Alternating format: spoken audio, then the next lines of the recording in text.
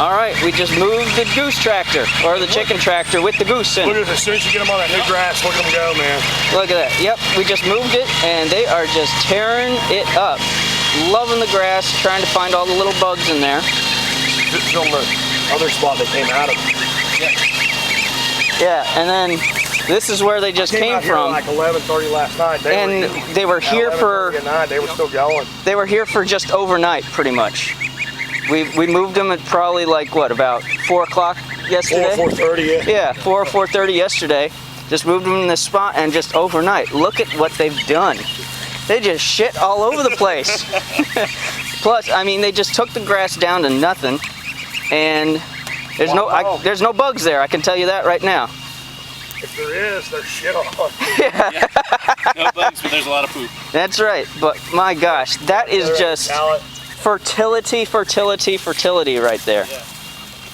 But if you look at it, it's very similar to what a cow does. It's not just they've eaten the grass, they've left a lot of it, and they've matted it down. Yep. And they pushed the manure into the ground. They're just like a little cow. They really are. Hey guys, you're little cows. Look, do you know, you realize your daddy's calling you cows? They're little cows. So once they're more mature, you're going to let them just Let them out. Just let them out. If we need them in a place, we'll kind of move them there and put some electro net around them. We won't even do electro net. All you need with them is like any kind of fence you can stick in the ground. They don't fly. They don't cross anything. Yeah. Once they get full grown, they can't barely get up about that high on something. They're just too heavy. And that's why you're gonna ramp up to the stock tank so they can get in there. So they can get in. Yeah. Just let them shit in there all they want. We'll put tilapia in there, and what I'll end up doing is put on that one anyway, a slow cyclone filter. It's basically a big barrel, pumps in the top at an angle and pushes a circle real slow. Yeah. And then jets back out, actually pushes in the bottom and out the top. And that cyclone will just let all of everything settle. Collect to the bottom. You can go there every day and open it up. You've got huge liquid gold. Yeah.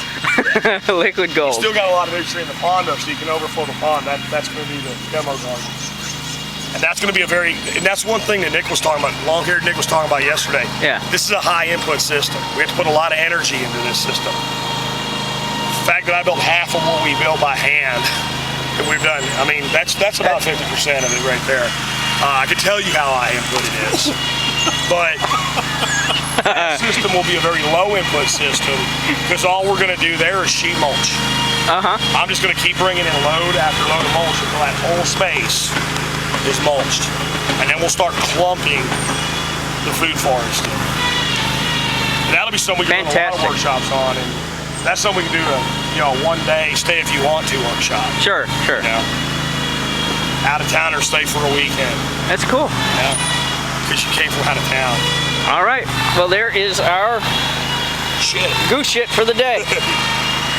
Enjoy. What's cool is